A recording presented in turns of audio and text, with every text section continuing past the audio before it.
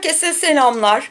Geçenlerde yayınladığımız, siz de biliyorsunuz, hatta bir yerinde ben demiştim ki ikinci sütundan kesmelere başladık. Burada yanlışlıkla üçüncü sütundan baz alarak başlamışız dediğim küçükler için 2 yaş için anlattığımız simetrik yelek vardı geçen videomuzda. Bu da simetrik, 2 düz 2 tersten oluşan, fakat şu orta bölüme yine daha önce kullandığımız hem lastikte hem patta diğer videoda örneğimiz vardı. Aynısını bunda da kullandık. Bunun farkı burada sadece kol altına doğru giden verev bir çizgimiz var buralarda.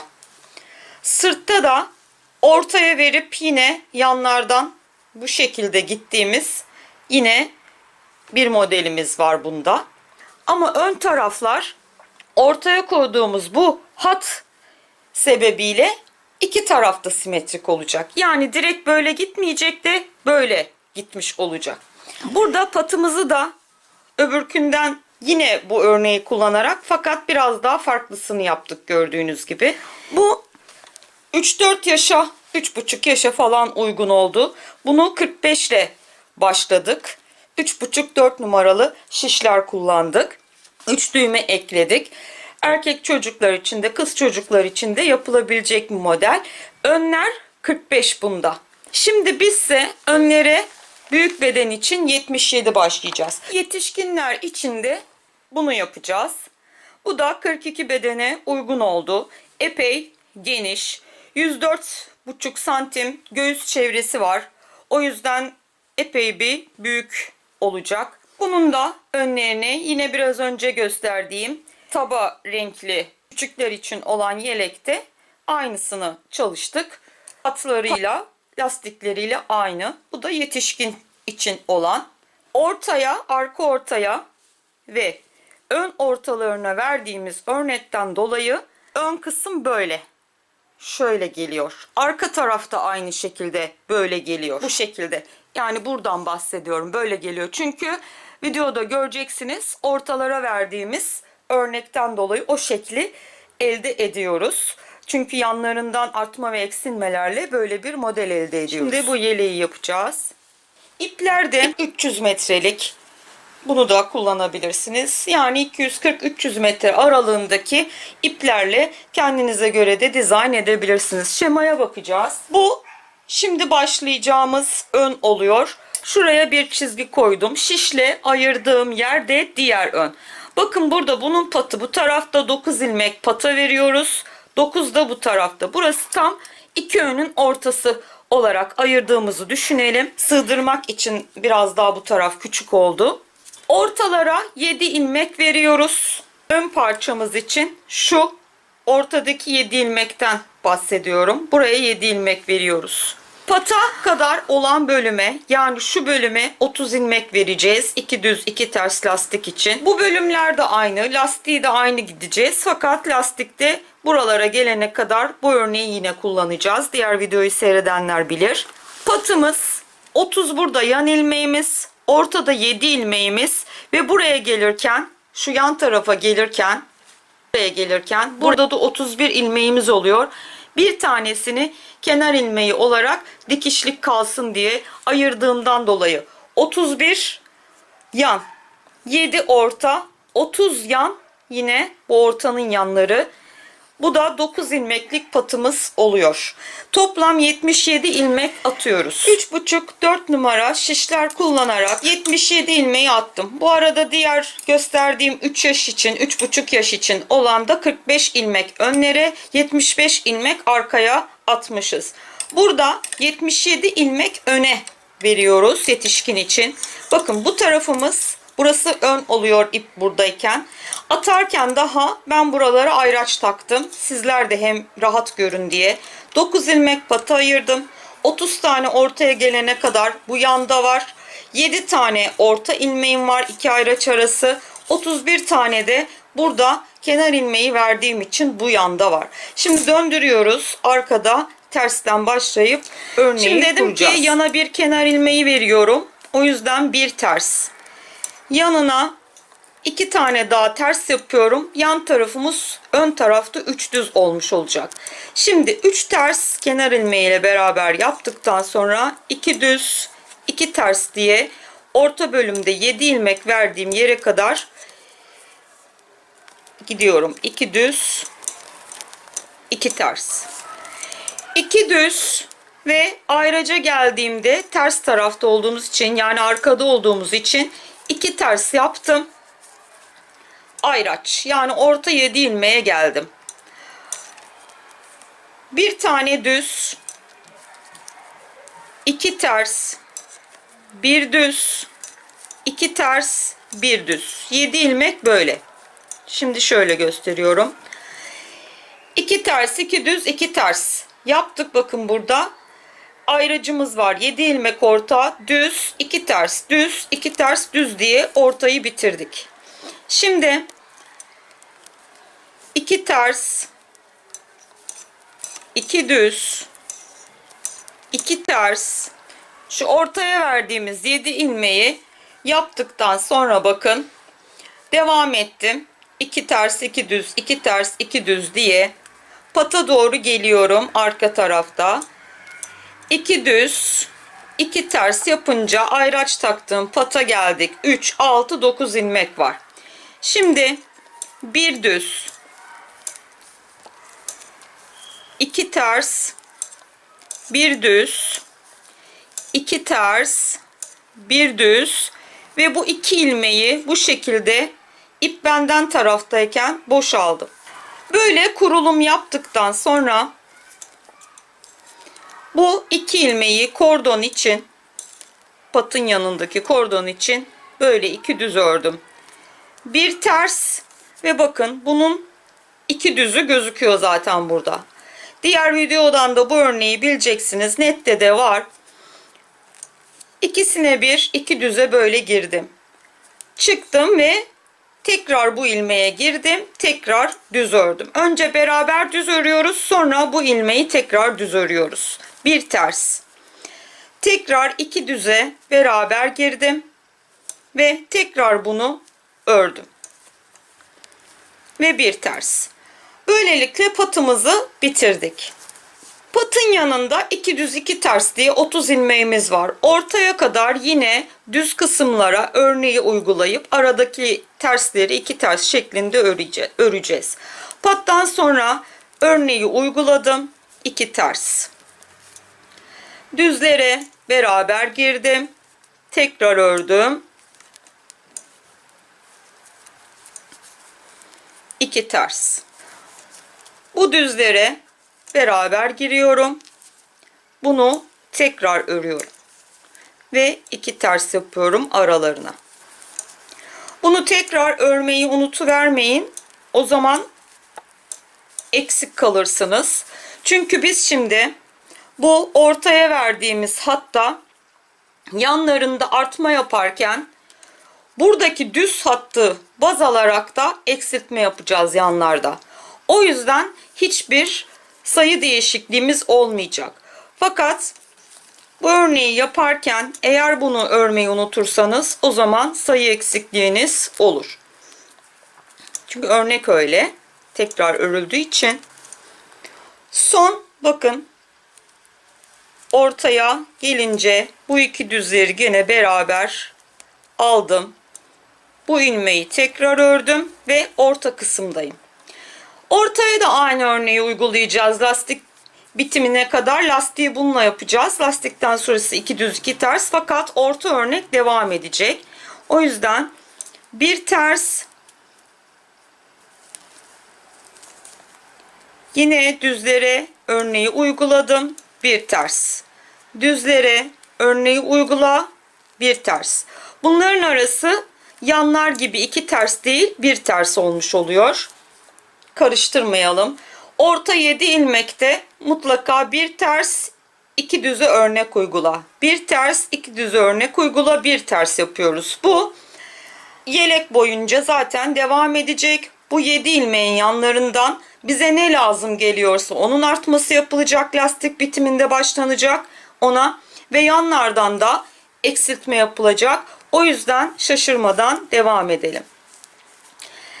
Orta bir tersi en son yaptıktan sonra yanında gördüğüm 2 düze ayraçtan sonra uyguluyorum örneği. 2 ters.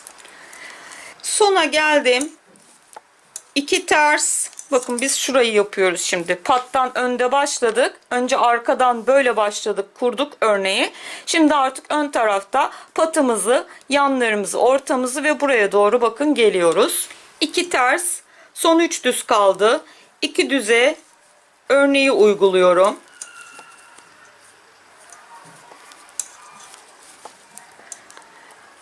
Bu da kenar ilmeği oluyor. Arkaya döndüğümde ipi böyle bırakmışsam kenar ilmeğine böyle başlarım. İpi böyle benden tarafa bıraktıysam kenar ilmeğine bu şekilde başlarım. Nasıl rahat ederseniz. Şimdi buradaki örneklere birincisini düz örüyorum kenar ilmeğinden sonra ve bunu boş alıyorum. 2 düz gözüküyor. 2 düzü örüyorum. Bu 2 düzün yanına örneğin bu ilmeğini 3. düz olarak örüyorum. Örneğin 2. ilmeğini ters boş alıyorum. 2 düz zaten görünen düzümü örüyorum. Bir düzde örneğin ilmeğini alıyorum ve bu örneğe yaptığımız 2. ilmeği ters boş.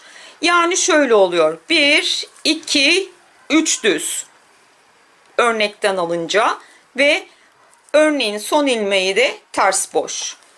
Görünen düzlerimiz zaten 2 düz. Örnekten 3. düz örüyoruz ve boş alıyoruz ters boş şeklinde. 3 düz yapmış oluyoruz boş. 3 düz boş. 3 düz boş.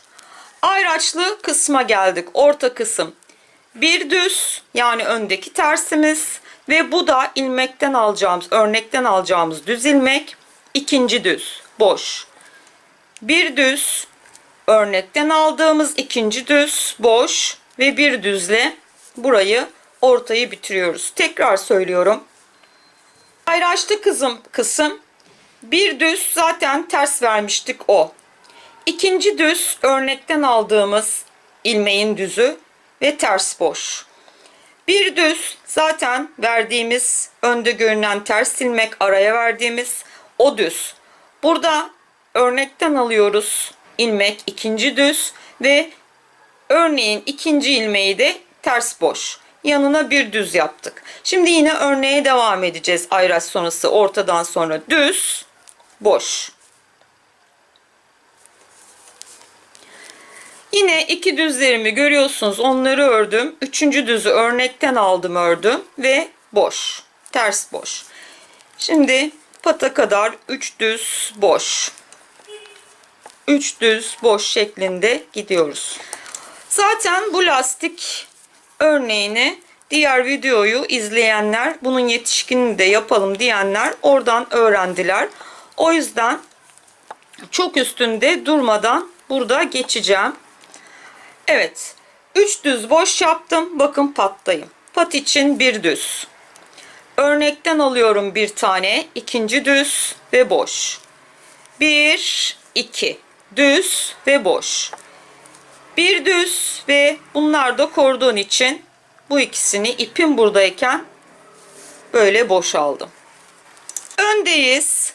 Boşaldığım 2 ilmeği düz bir şekilde kordon için ördüm. Bir ters. Bakın burada yine örnek yaptığımız ilmekler var. İkisine giriyorum. Bunu tekrar örüyorum. Bir ters. Tekrar bakın örnek yaptığımız ilmekler. İkisine girdim, ördüm ve bir ters. Patı bu şekil bitirdik. Yine ortaya kadar 2 ters arayla örneği yapıyoruz. Ortaya geldiğimizde bir ters, örnek, bir ters, örnek, bir ters yapıyoruz. Örneğe geçiyoruz ayraç sonrası. 2 ters, örnek, 2 ters diye sona dek gidiyoruz. Sonda da yine 2 ters, örnek ve bir kenar ilmeği ile bitiriyoruz. Ön ve arka bu şekilde bir müddet gideceğiz. Sanırsam şuralar sayarız bunları. 1 2 6 ya da 8 olduğunda 2 düz 2 terse geçer. Artma ve eksilmelerimize örneğe devam ederiz. Şu anda bu kadar lastikte ilerledik. Bakın saydığımız zaman şu ilkini saymıyorum. 1, 2, 3, 4, 5, 6 başladığımızda sayarsak şöyle giden hattı 7 tane olmuş oluyor. Ön tarafı yaptım örnekli bir şekilde. Zaten patlar ve ortada bir ters arayla örneği yapıyoruz. Diğer taraflar 2 ters arayla. Arkaya döndüm. İpimi burada bırakmıştım. O yüzden ilk ilmeğimi böyle aldım. Yanına bir düz, boş. 1, 2, 3 düz, boş. 1, 2, 3 düz, boş şeklinde arka tarafta ilerliyorum. Ne demiştik? Kenar ilmeği düz, boş. Ondan sonra 3 düz, boş, 3 düz, boş ilerliyor diye. Çünkü bir tane de böyle örnekten düz alıyorduk ve diğerini boş yapıyorduk. Arkayı 3 düz, boş diye ortaya kadar ilerliyoruz. 3 düz, boş yaptım. Orta kısımdaysa 2 düz boş yapmam gerekiyor. Çünkü aralara birer ters verdik. Pat ve ortada. 3 düz boşu yaptıktan sonra orta kısma geliyorum. Bakın ayracımız bu düzden itibaren gözüküyor zaten. 2 düz boş, 2 düz boş, 1 düz. O zaman arka tarafta da tamamlamış oluyorum. Ve diğer tarafa bir düz boşla geçmiş oluyorum. Yine 3 düz boş yapıyorum. 3 düz boş, pattayız. 3, 6, 9 ilmek var bakın. Bir düz, yanına örnekten aldığım ikinci düz boş. 1, 2 düz boş. Bir düz ve 2 tane de bu şekil bırakarak boşaldığım kordon için ilmeklerim var. Evet.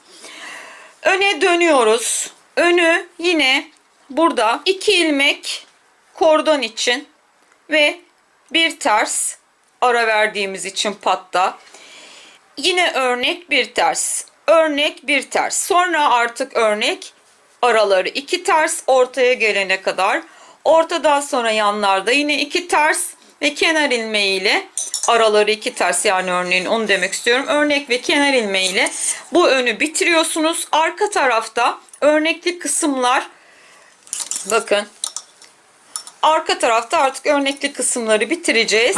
Kenar ilmeği 2 ters 2 düz, 2 ters 2 düz şeklinde patlar ve orta kısım hariç gideceğiz. Önü örnekli yaparak geliyorum. Burada size bir şey göstermek istiyorum. Oldu ki yanlış yaptınız, bu örneği sökmek istiyorsunuz. Bakın. Çıkardık. Böyle durmalısınız. Böyle. Boş olan bu tarafta kalacak.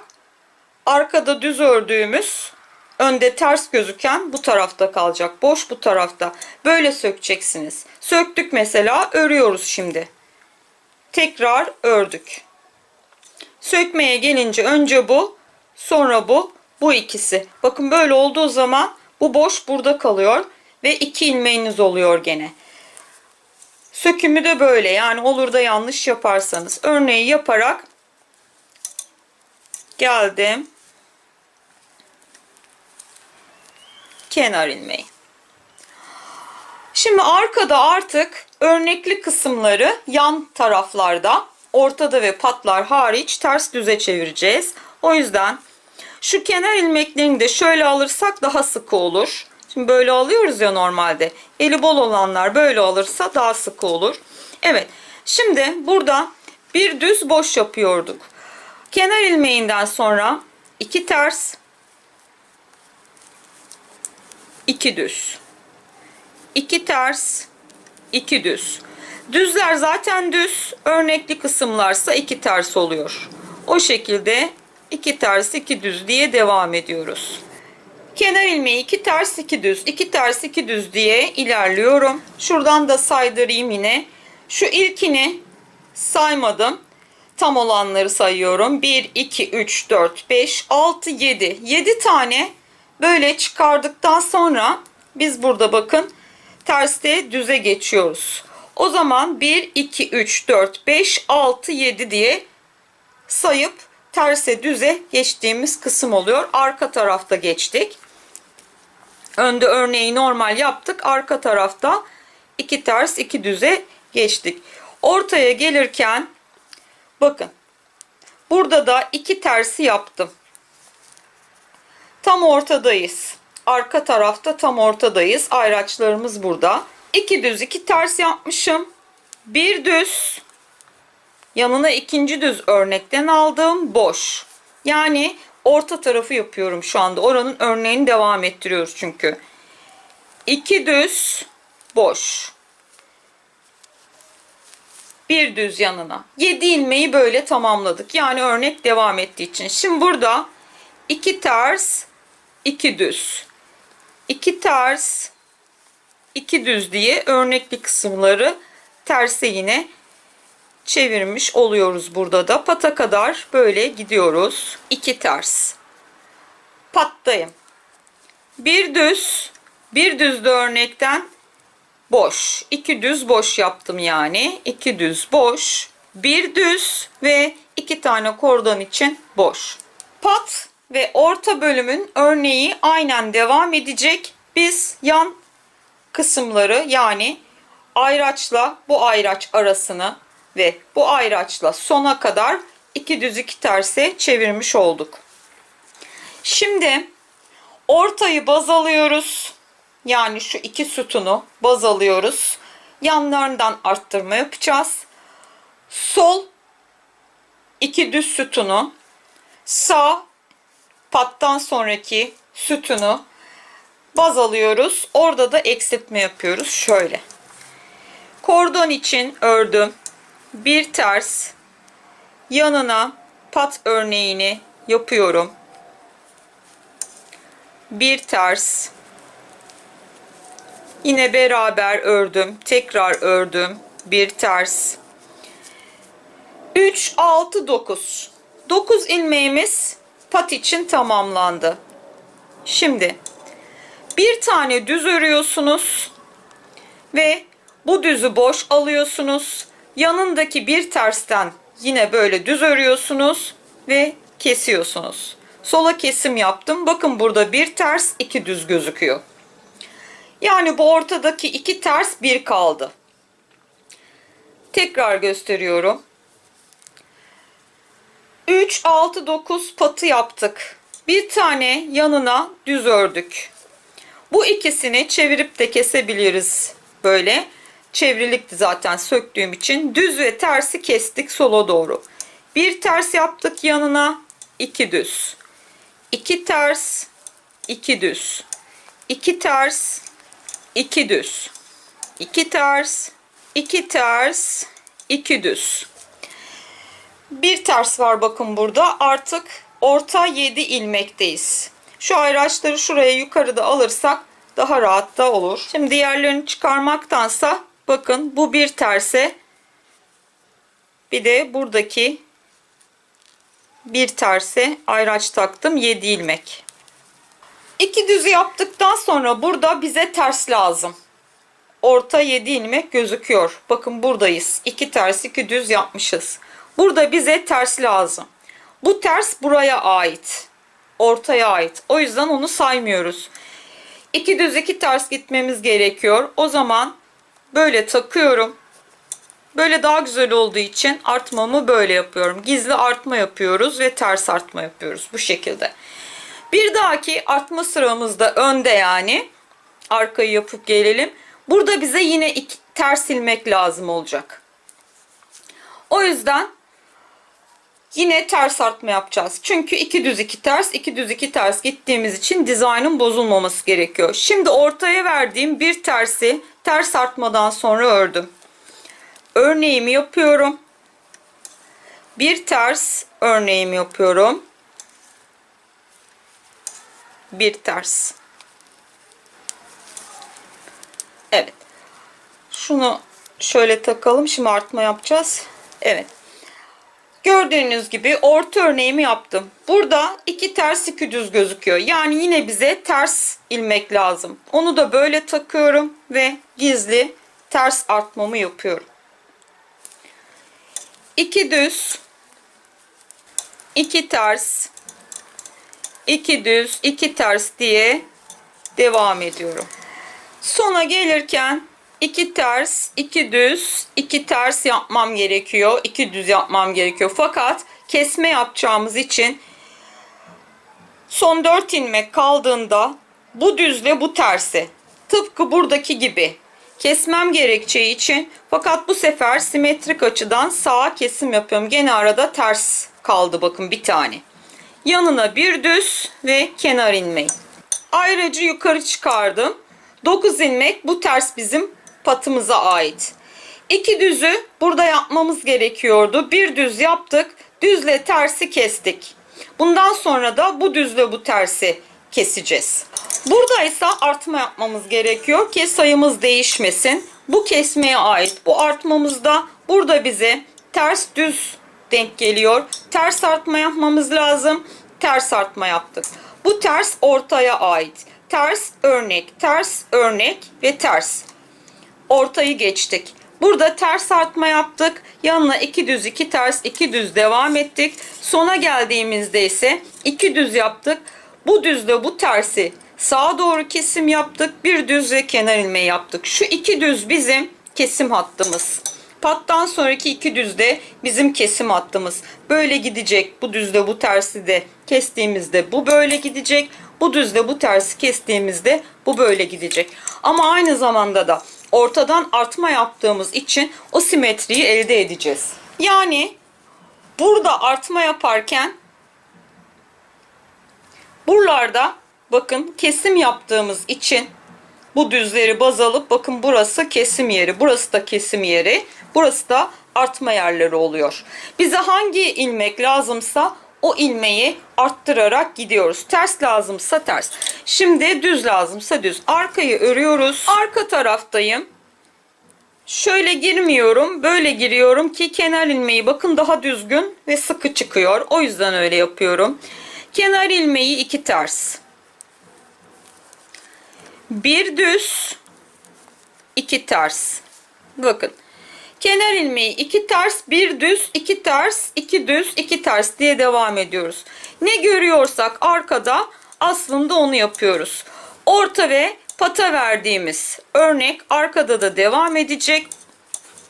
Buradakilerde 2 ters 2 düz olduğu için, ama kesim ve artmalar yaptığımız için o ilmekleri de yine geldiği gibi örüyoruz, fakat dikkat ediyoruz. Şimdi bakın, orta ilmeğe gelirken burada 2 düz 2 ters yaptım. Bu benim arttırdığım ilmek. Ters artma yapmıştık. Arka tarafta düz gözüküyor. Onu bir düz ördüm. Ortaya geldim. Bir düz orta için. Bir düz daha. Boş. Bir düz. Yanına bir düz daha. Boş. Ve bir düz yaparak ortayı bitirdim. Şimdi burada bakın arkada düz gözüküyor. Önde ters arttırdığımız ilmek. Onu düz örüyorum. Yanına 2 ters 2 düz. Yani arka tarafta ne görüyorsak onu örüyoruz. Ne arttırdıysak arkaya düşeni, ters arttırdıysak düz düştü, onu örüyoruz. 2 düz 2 ters yaparak sona geldim. Bakın bir düz yaptım. 2 ters var çünkü kesim yaptığımız yer burası. 3, 6, 9 patın ilk düzünü ördüm. Bu da düz. Boş.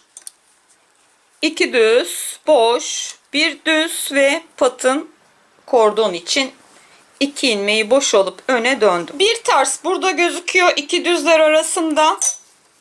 Bir ters burada gözüküyor 2 düzler arasında. Bu kesim hattı. Şimdi buraya gelince bu düzle bu tersi keseceğiz. Burada da patı yapalım. Bir ters, örnek, bir ters. Patı bitirdik. Şimdi bir düz örüyorum. Kesmem gerek. Aynı hattı korumam gerek. Şu hattı düz, tersi de düz örüyorum. Düzü boşalıp üzerinden atlatarak sola kesim yapıyorum. İsteyenler, ilmekler böyle duruyor ya, bunları böyle çevirip takıp sola kesim yapabilir. Yanına 2 düz. Bakın 4 düz yan yana geldi. Gelebilir, zaten dizaynda öyle olması lazım. Hiç şaşırtmasın sizi. Siz geldiği gibi öreceksiniz. Birazdan önde bu düzle bu düzü keseceğiz. Yine kesim hattını koruyarak gideceğiz. Kestikten sonra 2 düz 2 ters, 2 düz 2 ters, 2 düz 2 ters, 2 düz ve ortaya gelirken bir tersimi yaptım. Artık orta 7 ilmekteyim. Bu bir ters buraya ait. O yüzden yanına bir ters daha lazım. Bana 2 ters, 2 düz, bir ters var. Yine ters arttırma yapıyorum. Bu şekilde takıyorum. Ters gizli arttırma yapıyorum. Bir dahaki sırada önde düz ilmek lazım olacak bize. Düz artma yapacağız demek bu. Çünkü 2 düz 2 ters gözüküyor artık. Ortanın bir tersi, ortanın örneği, bir ters, örnek ve bir tersle ortayı 7 ilmeği bitirdim. Şu iki sütun bizim ortamız. Evet. Bir tersi bitirince bakın burada 2 düz 1 ters gözüküyor. Bize ters artma lazım. Onu böyle takıyorum ve ters artma yapıyorum. Bu şekilde. Bir ters yanına 2 düz, 2 ters, 2 düz diye kesim yapacağım yere kadar gidiyorum. 2 düz, 2 ters, 2 düz ve bu düzle tersi sağa doğru kesim yapıyorum. Bir düz yanına ve kenar ilmeği. Bakın burada da 4 tane düz yan yana geldi kenar ilmeğinden önce. Yine 2 düz 2 ters 4 düz bir kenar ilmeği gözüküyoruz. Tıpkı burada olduğu gibi 4 düz yan yana. Arkayı geldiği gibi örelim. Bakın burada arkada kenar ilmeği ve 4 ters, 2 düz, 2 ters, 2 düz var. Şimdi burada 4 düz yan yana gelince arkada 4 ters öreceksiniz kenar ilmeğinden sonra. Yine orta ve pat örnekli. Burada pata doğru kesim yaptığımız yerde de bakın 4 ters öreceksiniz. 2 düz pat için boş, 2 düz boş, bir düz kenardaki ilmeğimizle, kordon ilmeğimizle bitireceksiniz bu şekilde. Arkada orta bölümü bir daha gösteriyorum. 2 ters, 2 düz, 2 ters, 1 düz. Bu arttırdığımız ilmek yanına düz. Bu ortanın düzü, örneğin düzü, boş. 2 düz, boş ve bir düz yapınca ortayı bitirdik. Bakın burada yine arttırdığımız 2 düzler gözüküyor. Yanına onları örüyoruz. Orta taraf arkada böyle. Yanına devam ediyorum. 2 düz 2 ters şeklinde pata dek. 2 düzden sonra pata yaklaşırken 2 ters, 3. ters, 4. ters bakın. 2 düz pat için ve boş. 2 düz boş, 1 düz ve kordon için 2 ilmek boş yaparak öne döndük. Bir ters yaptım. Pat bitti. Şimdi buradaki düzün tekini örüyoruz. Bu düzle bu düzü sola kesim yaptığımızda bakın 3 düz bu sefer yan yana kaldık. Yanına 2 ters, 2 düz yine ne görüyorsak örüyoruz. Şuraya bir daha bakalım. Patın tersi bir düz, 2 düzü kestik sola doğru, bir düz yaptık, 2 ters 2 düz. Ortaya doğru geliyorum. 2 ters, 2 düz, 2 ters yaptım ve ortadayım. 7 ilmekteyim. Şimdi burada 2 düz 2 tersim var. Bana düz ilmek lazım. Bu şekilde takıyorum. Bir daha gösteriyorum. Böyle taktım ve düz artma yaptım. Böyle daha muntazam çıkıyor da artmalar. O yüzden gösteriyorum simetrik açıdan. Çünkü simetrik yapıyoruz. Burası böyle. Burası da böyle gideceği için simetrik yapıyoruz. O yüzden bu tarafa doğru yaptığımız artma burada güzel durmadı. O yüzden bu şekil yapıyorum. Artmalara dikkat edelim. Siz de böyle gizli artmalarınızı teknik açıdan yapın. Düz artmayı yaptıktan sonra ortanın bir tersi, örneği, bir ters, örnek, bir ters. Ortayı bitirdim. Bakın burada da 2 düz 2 ters gözüküyor. Buraya da düz lazım. Onu da böyle takıyorum. Böyle düz artma yapıyorum. Bir daha gösteriyorum buradaki düz artmayı. Böyle takıyorum. Bu şekilde yapıyorum. Yanına 2 ters, 2 düz devam ediyorum. Kesim yerine kadar gidelim. Sona doğru 2 ters. Bakın burada 4 tane düzümüz var. Bir tanesini örüyoruz düz. 2 tersin yanına bir düz. Ve bu düzle bu düzü kesmemiz lazım. Sağa doğru kesiyorum. Bir düz yanına ve kenar ilmeği. Burada da 3 düz yan yana. Tıpkı pattan sonra olduğu gibi 3 düz yan yana. Şimdi burada kesim yapacağımız zaman önde, arkayı geldiği gibi ördükten sonra ne görüyorsak öne geldiğimizde bu düzle bu düzü keseceğiz. Daha sonraki önde düzle ters keseceğiz diye devam edeceğiz. Ortadaysa 2 düz 2 ters gözüküyor. Düze ihtiyacımız vardı. O yüzden bir tane düz artma yaptık. Yine diğer önde yanına hemen bir düz arttırma daha yapacağız.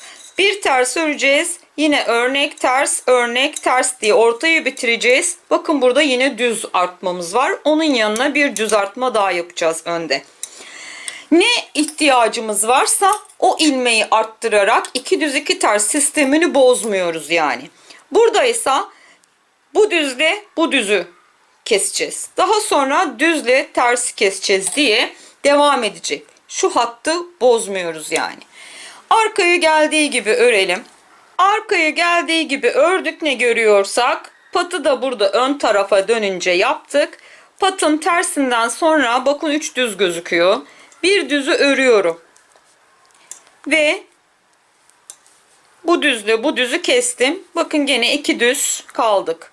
2 ters, 2 düz diye ortaya kadar devam ediyorum. Bir sonraki önde bu düzle bu ters keseceğiz. Yani şu kesim hattını hiç bozmuyoruz. Bu bizim kesim ilmeğimiz oluyor. Yanına gelen ilmekle kesim hattını bozmadan kesimimizi yapıyoruz. Burada da ortaya geldiğimizde ne gerekiyor bize? O ilmek bakıyoruz. Bir iki tersten sonra bir düz ördüm, bakın yanına düz lazım. Bu da ortanın tersi. O yüzden burada da bu şekilde düz artmayı yaptım.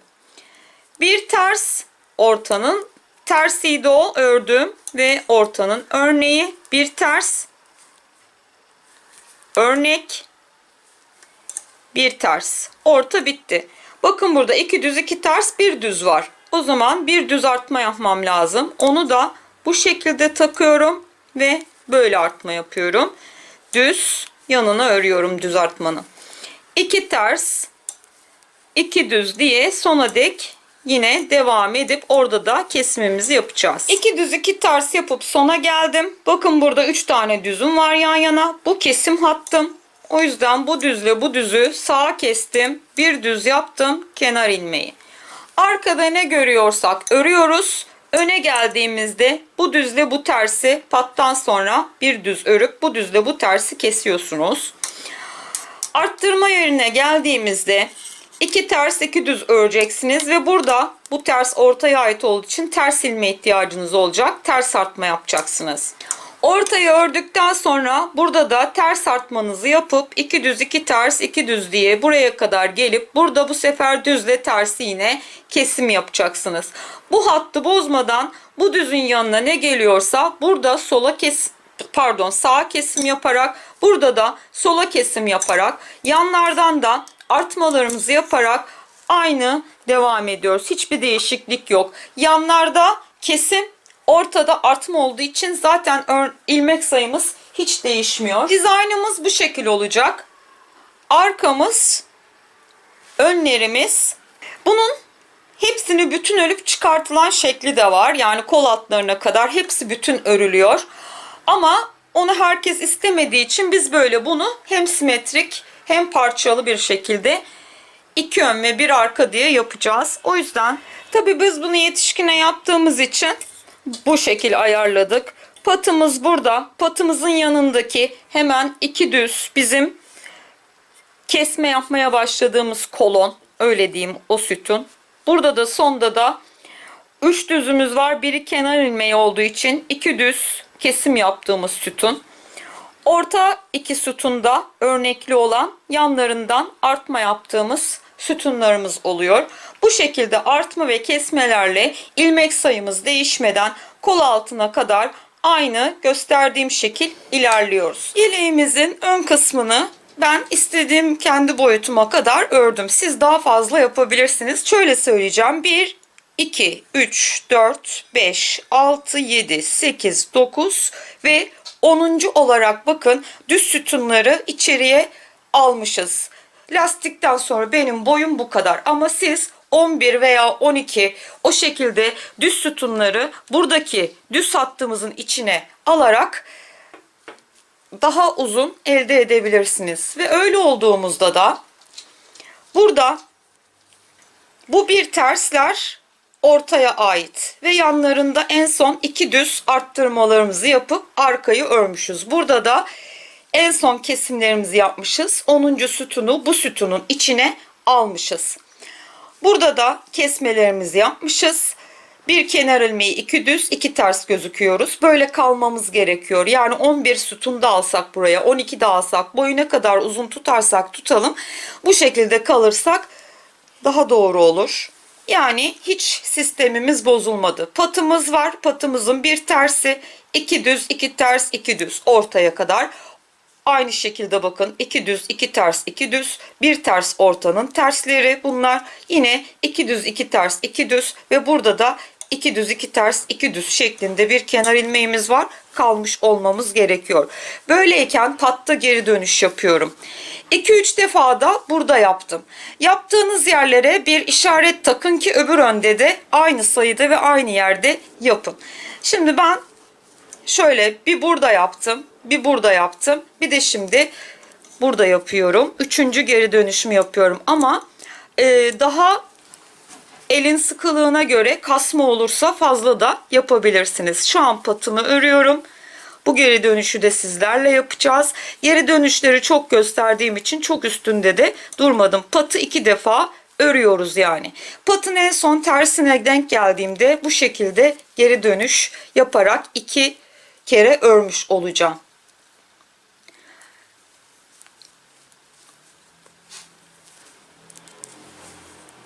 Arkaya geri dönüş yaptım. Patı tekrar ördüm. Geri dönüşü teknikle yaptım ki orada bir bozulma olmasın. Siz de lütfen teknik kullanarak yapın geri dönüşü. Patı yine önde örüyorum. Döndüğünüz yere de bir işaret takmanızı tavsiye ediyorum. Ve burada geri döndüğüm patı ördükten sonra son tersi var patın. Ve bakın oradan doladığım ilmeği buraya takıyorum. Ve ikisini bir ters örmem gerektiği için doladığım ipi taktım ve beraber ters ördüm. Burada 2 düz, 2 ters, 2 düz diye sona kadar gidiyoruz. Bir sıra hiçbir işlem yapmadan arkayı da öreceğiz ve tekrar buraya geleceğiz. Burada artık artma eksilmem olmadığı için ne dedim demin, hiçbir işlem yapmayacağım. O yüzden bu hattı da bu şekilde örnekli olarak orta hattımı devam ettirdim. Yanlarında hiçbir arttırma yapmadım. Böyleyiz. 2 ters kesim yapmadığımız için 2 düz ve kenar ilmeği örerek önü bitirdim. Arkaya dönüyorum.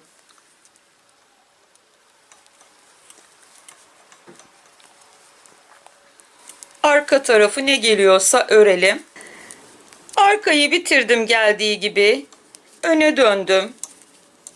Patı örüyorum. Sona kadar hiçbir işlem yapmadan ne geliyorsa örelim. Bunlar geri dönüş yerlerine taktığım ayraçlar. Öbür önde de aynı yerlerde geri dönüş yapabilmek için takıyorum. Ve aynı sayıda unutabiliriz diye. Siz de hem görün diye. Genellikle yeleklerde bunu yaptığımız için geri dönüşü çok üstünde durmadım. 2 defa patı örmüş olduk o geri dönüşlerle, kasmasın diye yaptık bunu. Kol için koldan ilmek kapayacağız şimdi.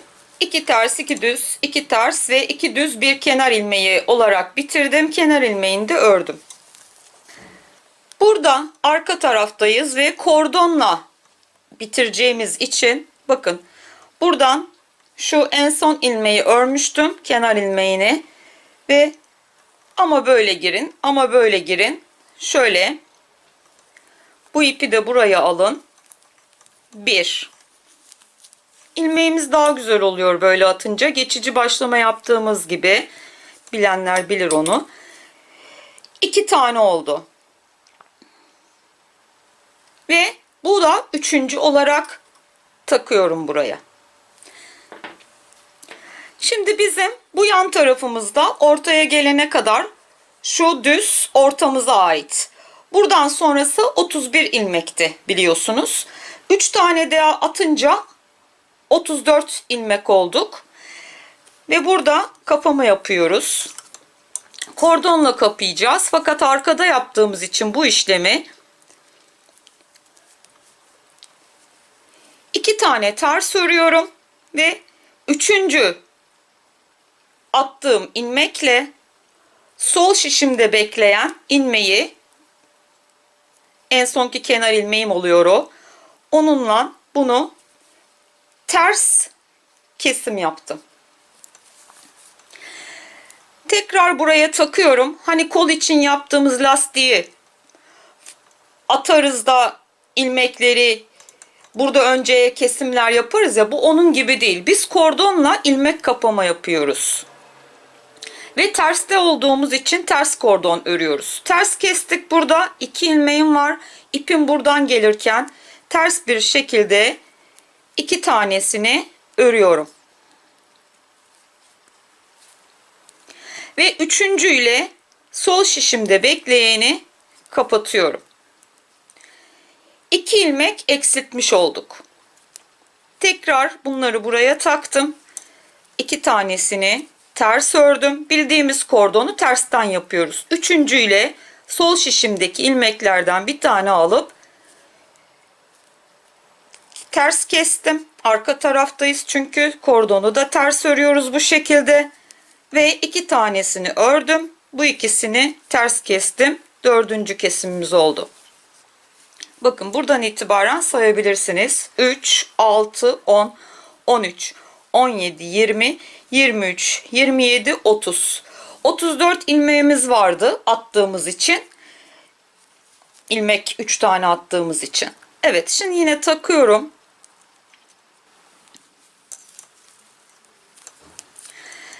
İki tane tersi ördüm. 5. kere kesim yaptım. Yani 5 ilmek kapamış oluyorum ama 3 tane attığımız için şimdi onu tamamlayacağız. Yani 31'den 5 çıkınca 26 tane kalmamız gerekiyor o zaman.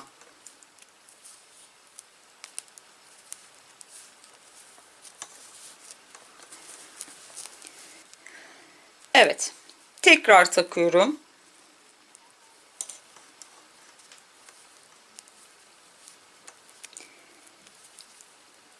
Yani burada hem attığımız 3 ilmeği kapamış oluyoruz, hem de buradan ilmek kapıyoruz. 3, 6, 10, 13, 17, 20, 24, 27. Bir tane daha kapayacağız.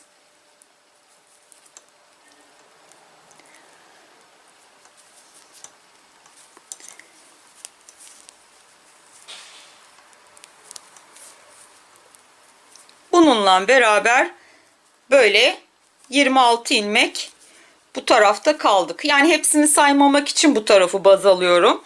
Ortadan sonra 31 ilmeğimiz vardı. Kenarla birlikte, kenar ilmeğiyle birlikte 3 tane daha attık. 34 oldu ve keserek, yani bunları kapatarak bakın kol altının açıklığını elde ettik. Şu an 26 ilmeğimiz var. Yani 34 eksi 26 attığımız ilmeklerle beraber 8 ilmek kapamış oluyoruz. Ama biz 3 tane attığımız için ilmeği aslında 5 ilmek kapamış gibi olduk. Evet, şimdi bunun yanına ne geliyorsa kordonumuzun yanına bir düz, 2 ters, 2 düz diye arka tarafı örüp ön tarafta yaka kesimi yapacağız. Arkayı geldiği gibi örelim. Arkayı ördük. Öne döndüm. Kordon için 2 ilmeği ördükten sonra patın örneklerini de bir ters arayla yaptım. En son patın bir tersini yaptım. Bir düz yapıyorum ve bu düzle bu tersi kesiyorum. Yaka kesimini bu tersle bu düzü keserek ters kesimde yapabilirsiniz. Yani öyle modeli de var bunun. Şimdi bir tersi örüyorum yanına. Ne geliyorsa devam ediyorum. Buradaki kesimlerimiz şöyle olacak. Yaka kesimini genelde bir ön yaparız, bir ön yapmayız. Buradaki gidişatı bozmamak amacıyla şöyle yapacağız.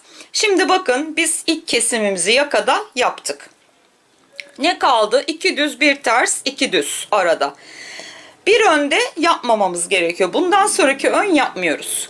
Sonra bunu kesince arada 4 düz hiç kalmayacağı için 4 düz yan yana gelecek. O zaman bir dahaki önde gene yapıyoruz. 3 düz yan yana gelince kestiğimizde bir dahaki önde bir daha yapıyoruz. Ara vermiyoruz yani.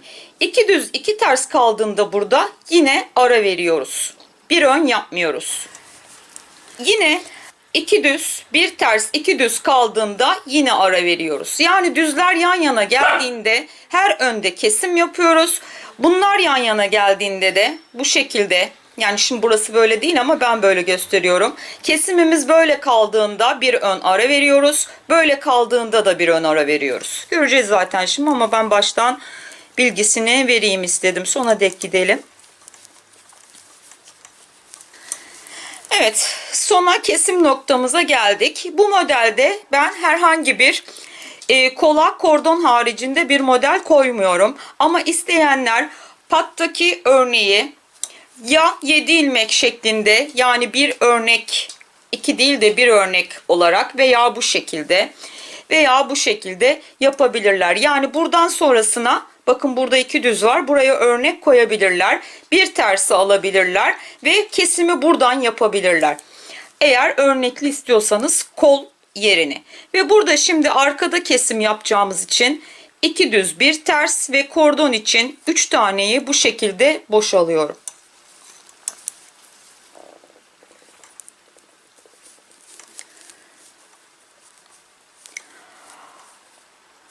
Arkaya döndüm.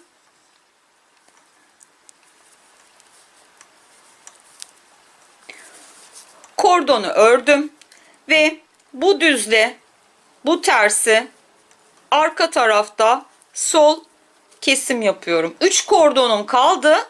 Ben ters kesim yapmaya başladım. Kordon yanında bakın. Şöyle döndüreyim. Bu bizim artık kordon hattımız. Arkada daha önce kordonu yapıp öne gelmiştik. Ve şimdi ön tarafta kesim olmadığı için ördükten sonra kesimsiz arkaya döndük. 3 tane kordon için ördük ve yanındaki kordonun düzle tersi bu şekilde kordonu yaptıktan sonra bu şekilde bakın kestik. Sol kesim yaptık. Düz bir şekilde arkadayız. Bir ters, 2 düz diye devam ediyorum. Arkayı geldiği gibi ördükten sonra öne dönelim. Burada kesim olmadığı için pattan sonra 2 düz bir ters 2 düz şeklinde örelim. Buraya gelelim. Burada da kesim önde yok. Arkada yapıyoruz ama her arkada yapıyoruz kesimi. Kol kesimimiz önde olsaydı her önde olacaktı. Ama bu tarafın kesimini biz arkada yaptığımız için her arkada kol kesimi var. Fakat yakada anlattığım dizaynın haricinde kesim yok. Yani şimdi 2 düz bir ters 2 düz olduğu için bir önü kesimsiz yakada geçeceğiz. Öne döndüm. Patı örüyorum. Bir tersini de ördüm patın. Ve burada kesim olmadığı için 2 düz bir ters 2 düz 2 ters diye kola doğru gidiyorum. Ortaya geldim. Ortanın örneğini yapıyorum. Bir ters, 2 düz, 2 ters diye yine devam ediyorum. Sona gelirken 2 ters, 1 düz, kestiğimiz ilmek bu. Bir ters ve 3 tane kenar ilmeği için, yani kordon için boşaldım. Evet.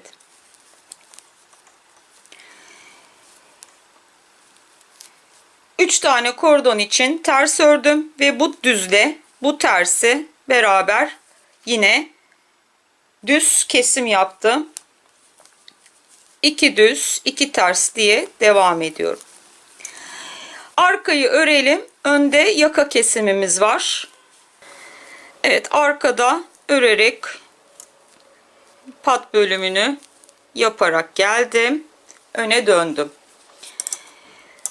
Önde kordonu ördüm. Örneği yaptım. Patın bir tersini ördüm. Bir düzü ördüm. Bu düzle bu tersi kesimimi yaptım bu şekilde. Sıkıştırdım. Kesimleri sıkıştırıyoruz. Yanına 2 düz 2 ters devam ediyoruz. Bakın burada 4 düz yan yana geldi. Bir sonraki ön yine kesim yapıyoruz. Bu sefer 3 düz yan yana geliyor. Yine bir sonraki ön ara vermeden kesim yapıyoruz. Daha sonra tersle düzler yan yana geldiğinde bir ön ara veriyoruz. Şu içe aldığımız, düz sütuna aldığımız düz kısımların gidişatını bozmamak için öyle yapıyoruz. Yoksa bir ön ara verip bir ön keseriz. Bir ön ara verip bir ön keseriz. O şekilde. Ama biz burada böyle dizayn yapıyoruz ki düz sütunlarımızın gidişatı bozuk gözükmesin diye. Yine bir ön ara vermiş gibi oluyoruz bu dizaynla. Evet, kesimleri anladık sanıyorum. Sona doğru gelirken 2 ters, bu 3. ters kestiğim. Şaşırmayın yani, artık burada böyle oldu. 3 tane de kordon için boşaldım. Arkaya döndüm. 3 tane tersi kordon için ördüm. Bu düzle bu düzü sol kesim yaptım ve yanında bir düz var. Onu örüyorum. 2 ters 2 düz diye ortaya dek devam ediyorum. Örneği yapıyorum arkada ve arkayı gidişatına göre örerek bitiriyorum. Önde yine yaka kesimimiz var. Arkayı geldiği gibi ördüm. Öne döndüm. Patı da ördüm. Ve burada 4 düzümüz var. Bir düzü örüyorum. Bu düzle bu düzü beraber sol kesiyorum bu şekilde. Bir düz örüyorum. 3 düz yan yana geldi. Yani bir dahaki ön hiç yine ara vermeden kesim yapacağız demek bu. Geldiği gibi örüyorum ön tarafı. Evet, sona geldim. 2 düz 2 ters ve kordon için 3 boşaldım. Burasının da gidişatı böyle gözüküyor. Şimdi bu düzü de buraya alacağız tersten sonra. Böyle böyle buraya ekleme yapıyoruz. Döndüm arkaya. 3 tersi kordon için ördükten sonra bu düzle bu düzü sol kesim arka tarafta yapıyorum. Diğer önün kesimleri ise önde olacak. Simetri açısından bunu arkada yapıyoruz. Olduğu gibi örelim. Bakın burası böyle oldu. Arka taraftan kesimimiz böyle gözüküyor. Şu şekilde. Önden bakalım. Şu an arkayı örüyoruz. Öne çevirdim. Böyle. Evet, arkayı geldiği gibi örüp yine öne döndük. 3 düzümüz var bakın pattan sonra. Birini örüyorum. Bu ikisini sol kesim yaparak 2 düz 2 ters indik. Ha işte. Bir dahaki önde ara veriyoruz. Kesmiyoruz. Yine 2 düz 2 ters örüyoruz. Ondan sonraki ön kesim yapıyoruz. Bir terse ara düşüyor. Bu sefer kestiğimiz için burada. Bir ters kalınca gene ara veriyoruz. Yine kesim yapmıyoruz. Ondan sonra yine gösterdiğim şekil her önde kesim yapıyoruz. 4 düz ve 3 düz oluyor. Burada da ben söyleyeceğim size, kesimlerinizi yapıyorsunuz. Arka tarafta göstereceğim ne kadar daha yapacağınızı.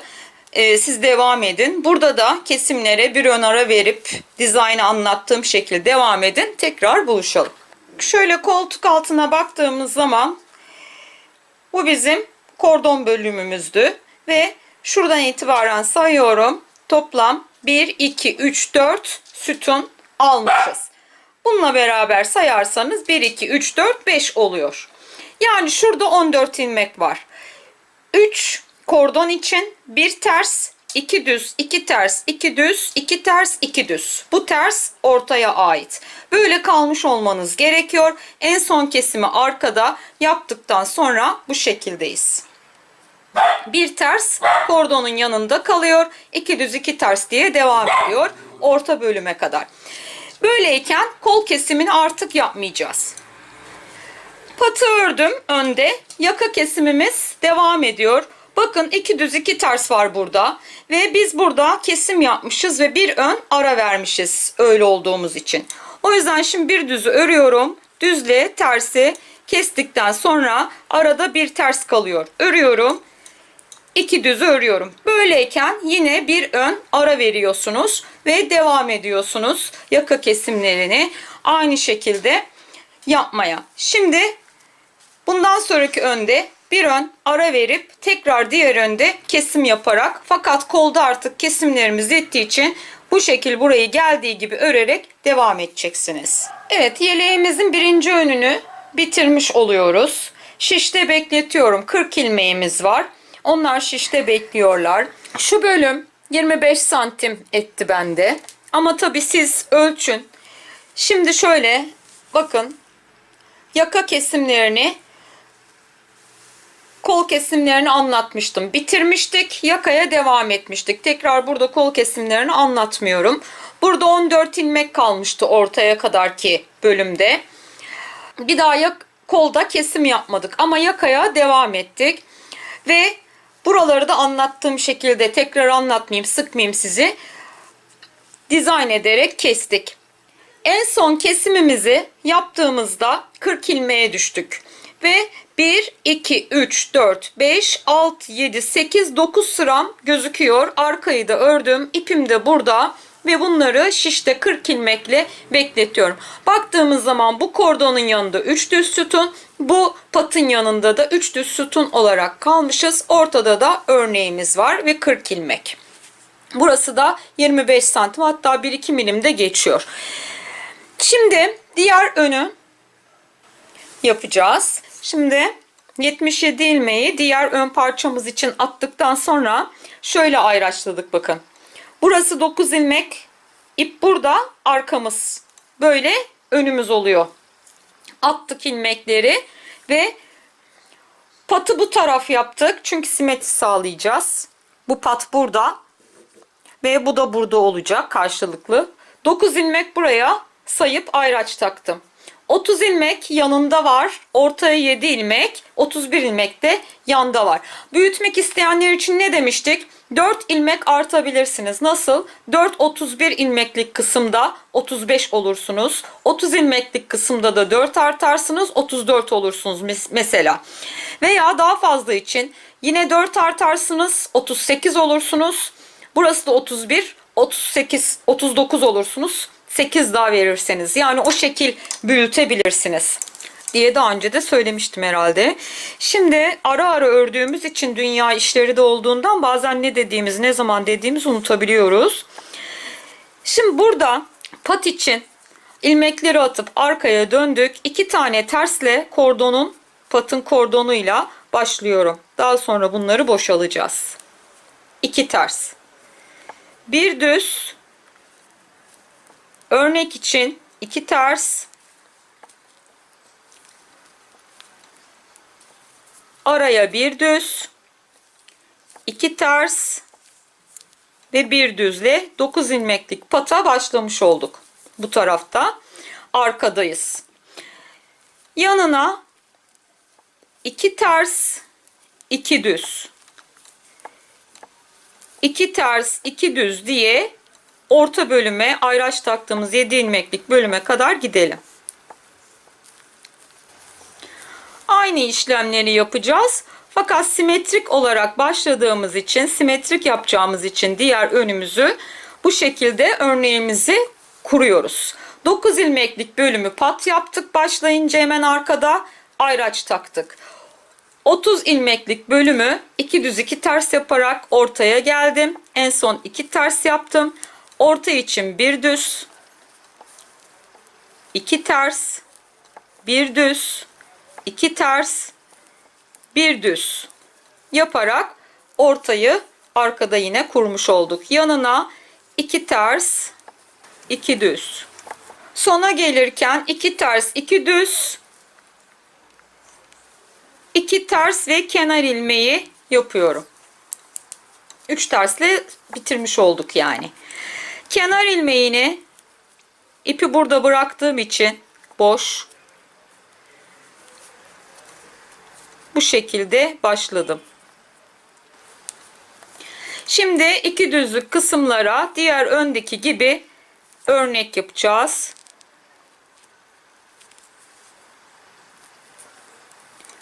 Kenar ilmeği, örnek 2 ters, yine düzlere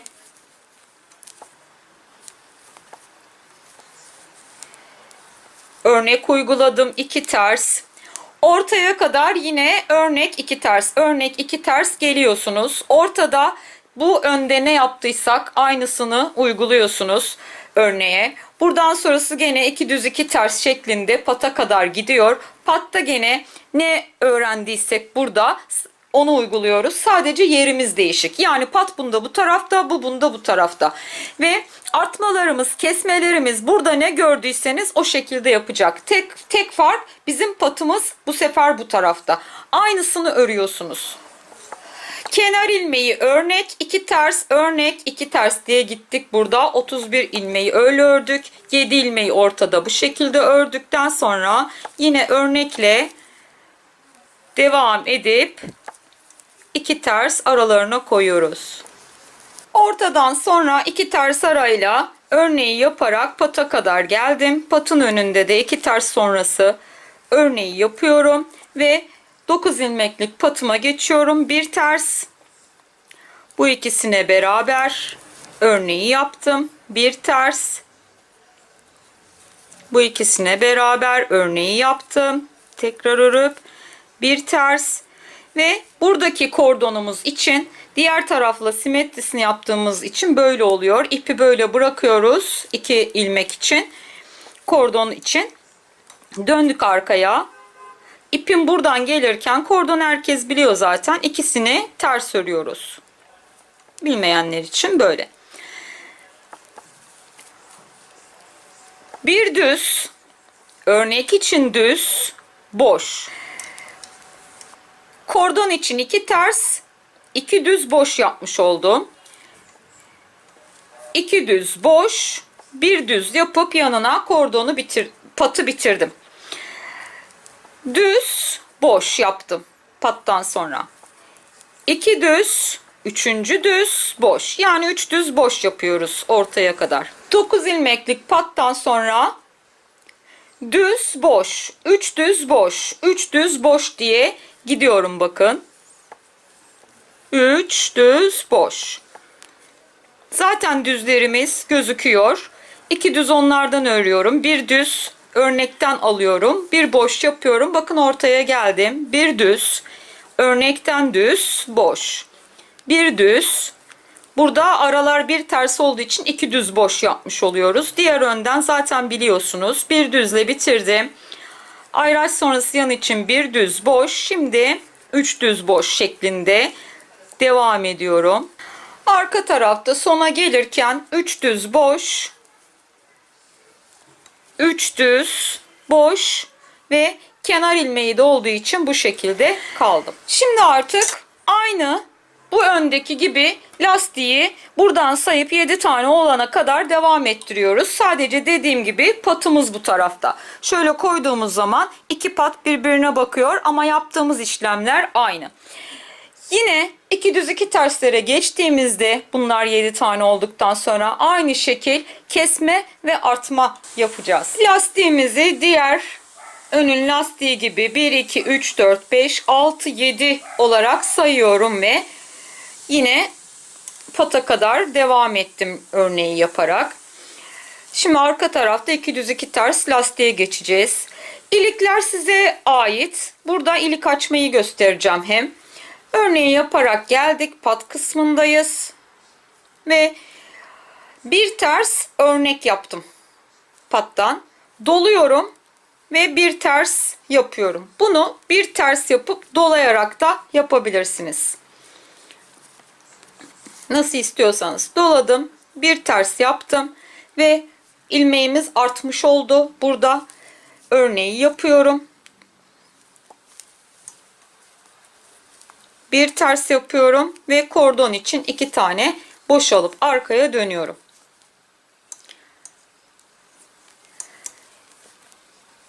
Kordon için 2 ters yaptım bu şekilde. Bir düz, yanına örnekten düz, boş, düz yaptım. Pardon, bu düzü yapmıyoruz. Bunu beraber öreceğiz. Bununla beraber de örebilirsiniz ama o örneğe ait olduğu için şimdi biz bununla beraber örelim. Bu şekilde beraber ördüm. Buradaki iliğimi açmış oldum. Yanına düz örüyorum ve boş yapıyorum. Yani buradaki aradaki düzle doladığımızı kesmiş olduk. Örneği yaptık arkasından da. Patı bitirmiş oldum bu şekilde. Düzünü de yaptım buraya ve burada artık 2 ters, 2 düz, 2 ters, 2 düz diye devam ediyorum. Örnek koymuyorum artık. Lastiğimiz bitti. Burada tekrar söylüyorum. Kenardaki kordondan sonra patta ne geliyorsa ördük. Yani düz, düz, boş. Bu düzle doladığımızı kestik. Tekrar örneği yaptık, düzü yaptık ve patı bitirmiş olduk. Örnekli kısmı 2 terse çevirdik. 2 düz, 2 ters, 2 düz diye devam ediyoruz. Düğme boyutu büyük olanlar tabii ki daha fazla iliği daha büyük açmalılar. Evet, arkayı geldiği gibi örelim. Patımızda iliğimizi de açtık ve arka tarafta yanları 2 ters 2 düz lastiğe çevirdik ve orta bölümün yine örnekli bıraktık. Patı da örnekli bıraktık. Diğer ön gibi. Şimdi kenar ilmeği bir düz yapıyorum. Bu düzle bu tersi yan tarafta sola kesim yaptım. Bir ters, 2 düz, 2 ters, 2 düz diye devam ediyorum. Ortaya gelince artmamı yapacağım. Kenar ilmeği bir düz ve sola kesim yaptık tersle düzü.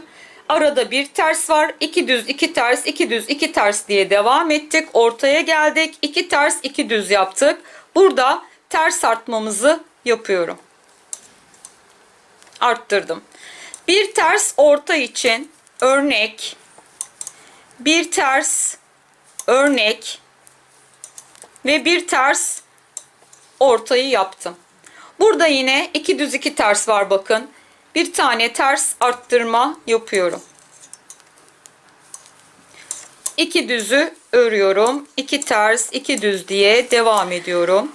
Pat 9 ilmeğimiz burada ayraçlı terse takılı duruyor. 2 ters 2 düz 1 ters ördüm. Bu düzle bu tersi sağa kesim yapıyorum. Bir düz örüyorum yanına. Pat için bir ters örnek yapıyorum. Pat için bir ters yaptım. Örneği yaptım. Bakın burası iliğimiz zaten. Dolamayla bir tersi beraber aldığım için arkada düz oluyor tabii o. Burayı bir ters yaptım. Tekrar örneği yapıyorum. Bir ters ve kordon ilmekleriyle bitirdim patı. Evet. Yine diğer ön gibi ortada artışlar yaparak hangi ilmeğimizi istiyorsak, ne denk geliyorsa onun artışını yaparak, burada da yanlarda pat sonrası ve başladığımız ki düz, kesim yaptığımız ki düz, burada da kesim yaptığımız ki düz hattı bozmadan devam ediyoruz. Aynı diğer ön gibi yapacağız yani kol altına gelesiye kadar. İlik aralarını düğme daha büyük olanlar daha büyük açacaklar tabii ki. İkinci önümüzde de aynı diğer ön boyutunda olduktan sonra aynı şekilde buralarını da anlatmıyorum. Diğeriyle aynı yaptık zaten. kesimlere gelesiye kadar. Şimdi böyle olduğunda bir düz sıra hiçbir şey yapmadan devam edecektik. Yine gösteriyorum. 2 düzümüz ortanın yanlarında var. Patımızın yanında bütün hepsini içeri almışız. 2 düz 2 ters. Aynı burada da öyle. Şimdi kesme, artma olmadan burayı devam edelim ön tarafta. Geri dönüşleri de diğer önde 3 yaptıysanız burada da 3. Hani gerektiğine göre yapıyoruz ya, 2 yaptıysanız 4 yaptıysanız ona göre bu önde de o kadar yapacaksınız. Şimdi ise yaka için biz geri dönüş yapacağız. Onu burada yine beraber yapacağız. Çünkü bu da simetrik şekil olduğu için bu tarafın geri dönüşü de daha farklı olacak. İlikleri zaten ilkini açmıştık. Siz diğerlerini istediğiniz arayla açacaktınız bunu örerken. Ben de istediğim arayla açtım diğer ilikleri. Ve burada da son iliğimizi yine beraber açacağız. Artma eksilme olmadığı için ortayı yine geldiği gibi ördüm. Evet, gördüğünüz gibi pata doğru ilerlerken 2 ters 2 düz ve patımı örüyorum. Hiçbir işlem, yani artma eksilme yapmadan bu sırayı ördük. Arkaya döndüm. Patı arkada yine örüyorum. Bir boşumu aldıktan sonra düz var. Yani öndeki patın son tersi dediğim ilmek. Ondan geri dönüş yapacağız.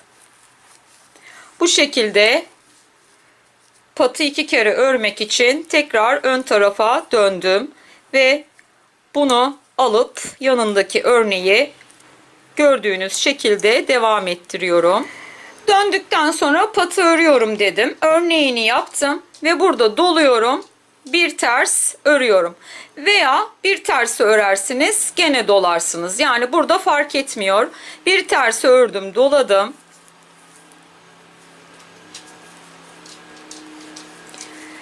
Örneği yaptım, tersi ördüm ve kordon için yine boşaldım. Tekrar arkaya döndüm. Yani burada hem geri dönüşü yapıp patı 2 kere ördük hem de ilik açtık. Şimdi gidince öbür tarafta da kol kesimi yapacağız. Evet. Arka tarafta patı yine örüyorum. Bir düzü yaptıktan sonra kordondan sonra düz ve boş yaptım. Bu ikisini beraber düzle doladığımı kesip iliğimi açtım. O doladığımız fazla ilmek oluyordu. Onu da arka tarafta kestim. Beraber patımızda bir azalma olmadı.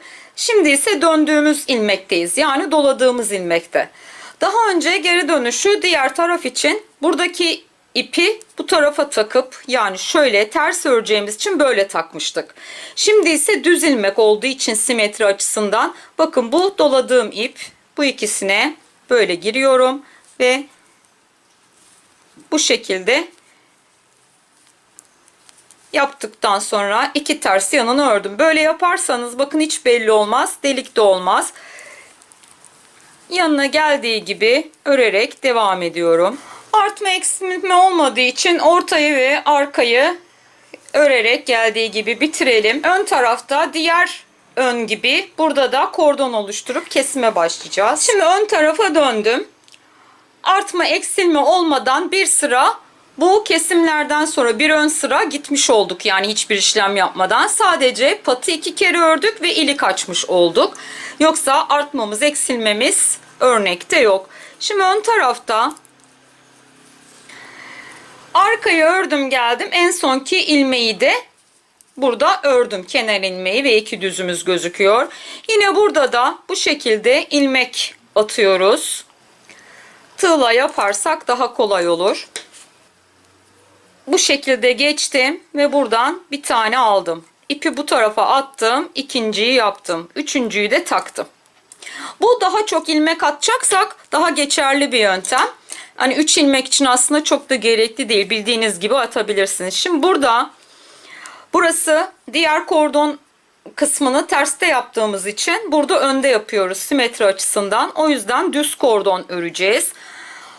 Diğer taraf gibi de artma eksilme olmadan bunlar bittikten sonra bir ön sıra geçtik. Sadece geri dönüş ve patta ilik açmış olduk. Şimdi de arkayı örüp gelip ön tarafta 3 ilmek attık ve onları şu anda düz 2 tanesini ördüm.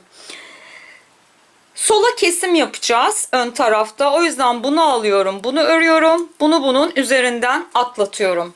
Tekrar buraya takıyorum. Aynı diğer taraf gibi 2 düz ördüm fakat önde ördüğüm için. Ve bu ikisini beraber üçüncü ile sol şiştekini kestim. Bizim kokoş gene delirdi. Evet, şimdi tekrar taktım. 2 tanesini ördüm. Üçüncü ile sol şiştekini yine böyle kesim yaptım. Tekrar taktım. 2 tanesini ördüm. Yine kesim yaptım. Şimdi bu tarafta biz buraya gelene kadar, yani ortadan itibaren 31 ilmeğiz. O yüzden bu 31 ilmeğin yine aynı öbür öndeki gibi yapıyoruz. Fakat düzde yapıyoruz bunu. O da simetri açısından. Ve keseceğiz. 26'ya düşeceğiz yani. 2 ördüm. Kestim. Bir tane daha yapıyorum. 2 ördüm. Kestim. Şimdi 26'ya indik ve geldiği gibi örüyoruz. Bir düz, 2 ters, 2 düz diye devam edelim. Sona doğru gelirken yaka kesimini de artık burada kolu kestik. Burada da yaka kesimini yapalım. Şimdi 2 düz, 1 ters var bakın. 2 ters, 2 düz, 1 ters örmüşüm. Bu düzle bu tersi sağa kesim yaparak yaka kesimine başlıyorum. Ve yanına bir düz ördüm. Örneği yapıyorum.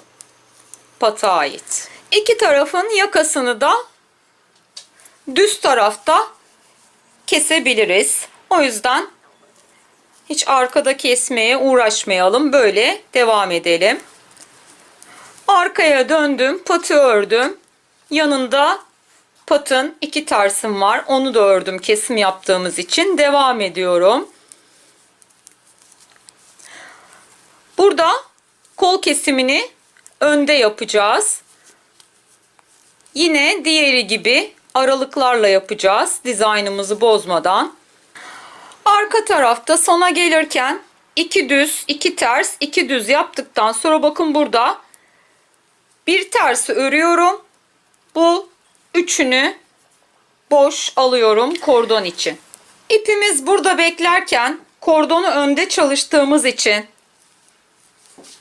kordonu herkes biliyor zaten, 3 tanesini kordon için ördüm. 3 kordonu, 3 ilmeği ördüm kordonda.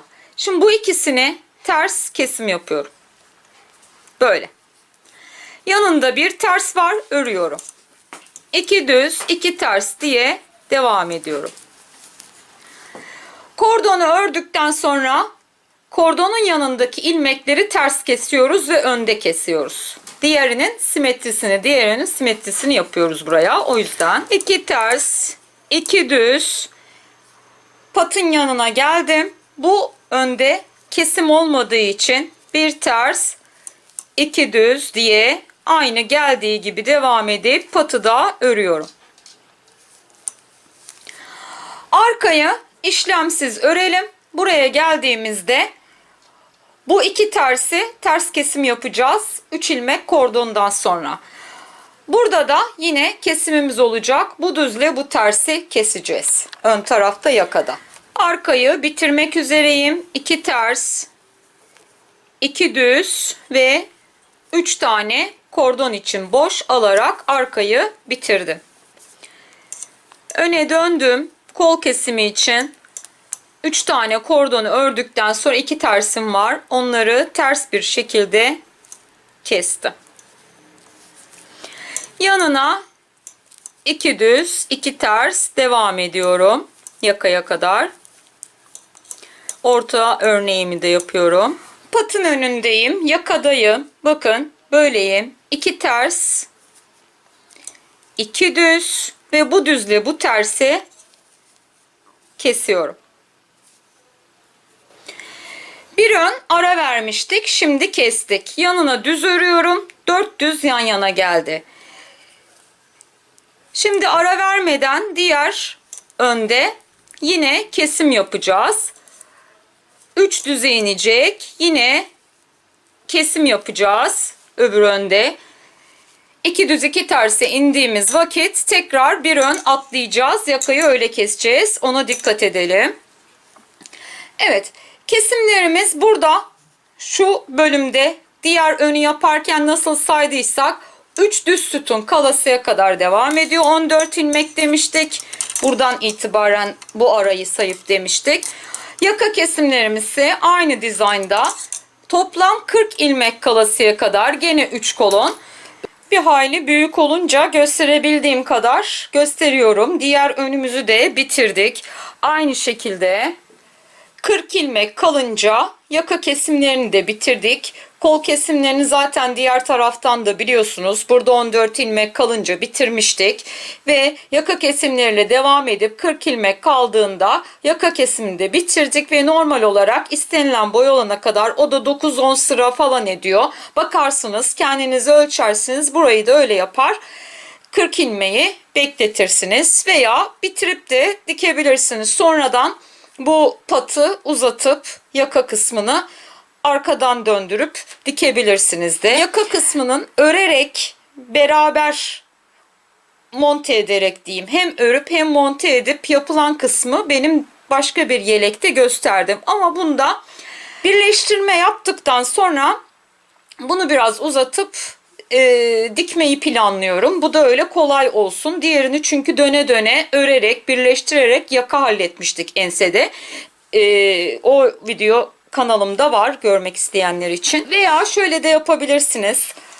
Omuz kısmından bahsediyorum. Omuzu 3'e bölüp bitirme işlemini yapabilirsiniz. Yine o da videoda var. Diğer videolarımda yelek olarak.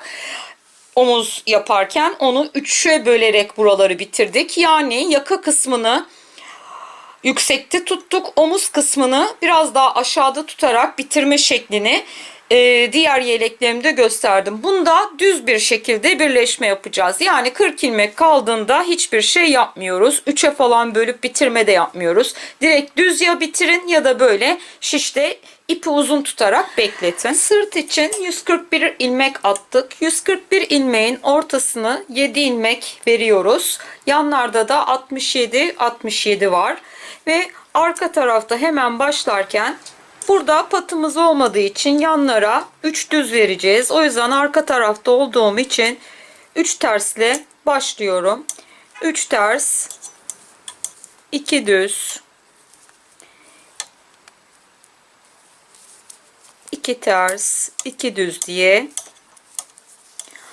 orta bölüme kadar gidiyoruz. Evet, şimdi arka tarafta çok göstermeyeceğim çünkü biliyoruz. Buradaki 7 ilmeğe geleceğiz ve 7 ilmekte bir düz, 2 ters, düz, 2 ters, düz yapıp örneğin arka tarafta kurulumunu yapmış olacağız.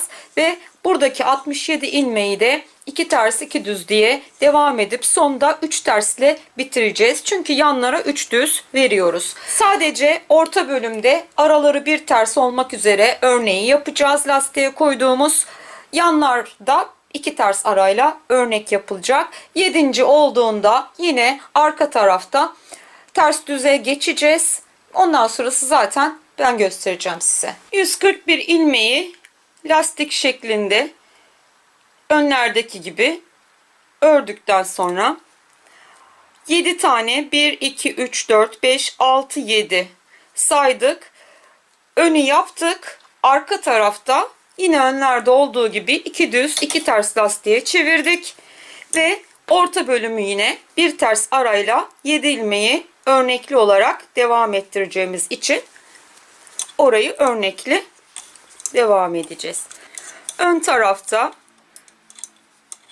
bir kenar ilmeği 2 düz yapmam gerekiyor ya. 2 düz 2 terse çevirdiğimiz için burada bir düz boşaldım. Tersi ördüm ve sol kesim yaptım üzerinden atlatarak. Ne geliyorsa bir ters var, ördüm. 2 düz 2 ters diye ortaya kadar devam ettiriyorum. Yani aynı önlerdeki işlemi burada patsız olarak yapacağız. Buradaki düz sütunu bunun içine alarak, bu düz sütunun içine alarak keserek yine devam edeceğiz. Orta tarafta da arttıracağız. Sona geldiğimizde de son kenar ilmeği verdik. Bir de 2 düzümüz var.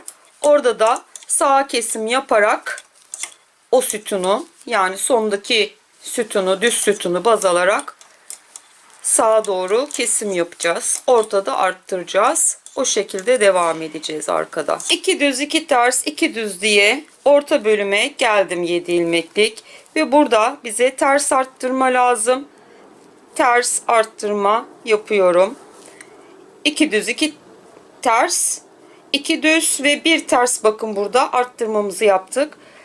Orta örnek için bir ters, örnek, ters, örnek,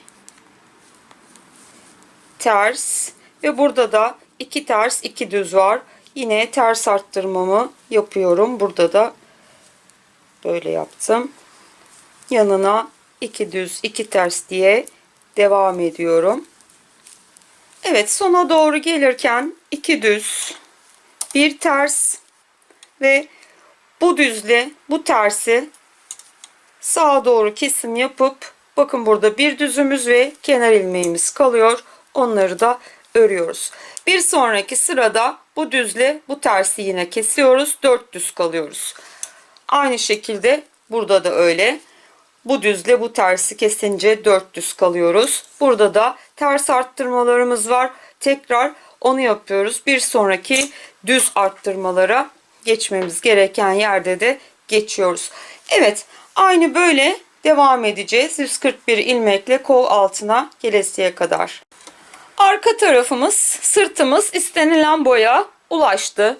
Yine ben burada 10 tane düz sütunu bu içeriye almış oluyorum. Bu hattımın içine almış oluyorum. Bu 10. oluyor. Ama dediğim gibi daha önce de sizler bunu kendinize göre ayarlayacaksınız. Şimdi tam böyle olduğunda, bakın 2 düzümüz yine yanlarda var, ortanın yanlarında. Önlerde nasıl kesme ve arttırmayı durdurup bir sıra önde ve arkada gidip geldiysek, tabii önlerde biz o dönemde geri dönüş de yaptık. Fakat burada sırt olduğu için, pat olmadığı için, geri dönüş yapmadığımız için ben artma kesme olmadan direkt ne geliyorsa bir ön ördüm. Arkayı da ördüm, geldim. Şimdi öndeyiz. Son ilmekleri de ördüm ki ilmek atmak için şöyle giriyorum gene. Buradan bunu çekip bir ipi arkaya atıyorum. 2. Bu da 3. oluyor. Buraya takıyorum. Daha çok ilmek atacaksak bu yöntem en iyisi. Önde olduğumuz için şimdi düz kordonla başlıyoruz. Şöyle ben buraya ayraç taktım. Onu da anlatacağım size. Şu kordonu bir örelim. Şöyle 2 taneyi ördükten sonra 3 tane ilmek attık. 2 taneyi ördükten sonra düz bir şekilde bu ikisini bu şekilde düz kestim. Daha sonra ters kesim yapacağız burada. Yani hepsini bitirelim. Hepsi derken şöyle. Bizim bu kenarda 67 ilmeğimiz var. Burada da 67 ve ortada da 7. Yani 141 ilmektik. Şimdi biz 3 tane ilmek attık. Bizim 5 tane kapamamız lazım. Önde nasıl yaptık? 3 attığımız için 8 kapadık. Çünkü 3 tane ilmeği kordon için atmıştık. Burada da aynısını yapacağız. Bakın buraya kadar 5 ilmek. Yani burada 62 ilmek kalmamız lazım. O kadarlık kesimi yapıyoruz. Birinciyi yaptım. Takıyorum. Tekrar kordonun 2 ilmeğini örüyorum. Bununla bunu yine kesiyorum. Düz bir şekilde. Tekrar takıyorum. Tekrar 2'yi örüyorum. sol şiştekiyle üçüncüyü kestim. 3 oldu. Taktım. Ördüm 2'yi. Kestim. 4 oldu. Şimdi sayalım bir. Karışıklık olmasın. Şu düzlerden başlayacağız saymaya. 3, 6, 63 ilmeğim var. Bu kesimle 63 ilmeğim oldu. Ve tekrar takıyorum. Son kesimi de yapacağım.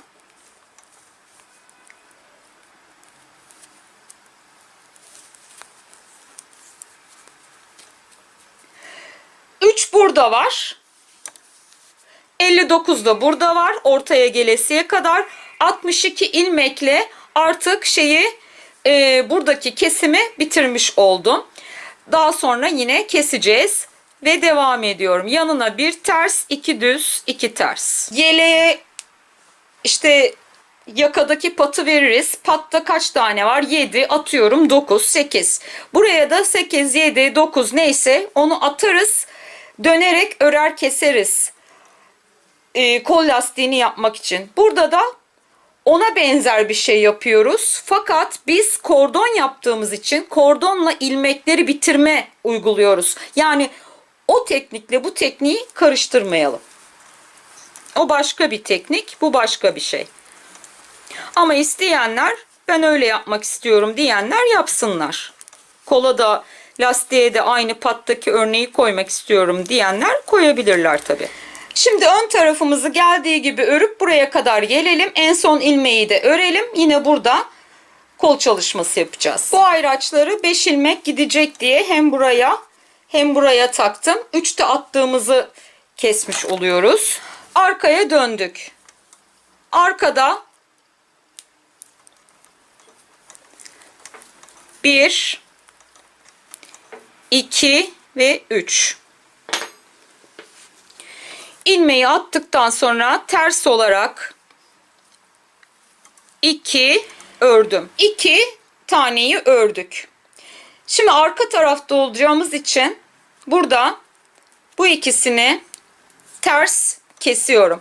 Yani aynı burada bu ilmekler bitesiye kordonu nasıl düz olarak devam ettirip kestiysek aynı burada da arkada tersini kesiyoruz. Aynı şeyi çıkarabilmek için.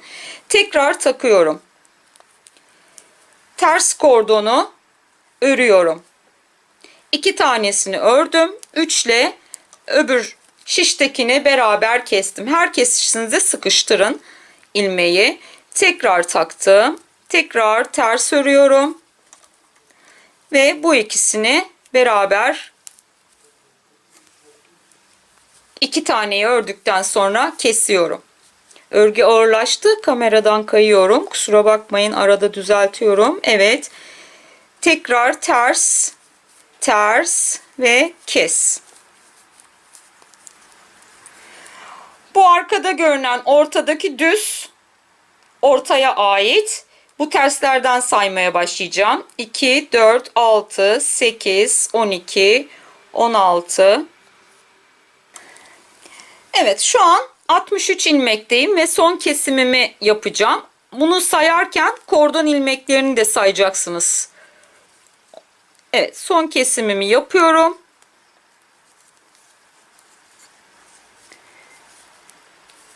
Yanına bir düz, 2 ters, 2 düz diye devam edip arka örüyorum. Zaten bu olayı diğer önlerden iki tarafı da biliyorsunuz. Birini bir önde, birini bir önde bu tekniğin kullandık.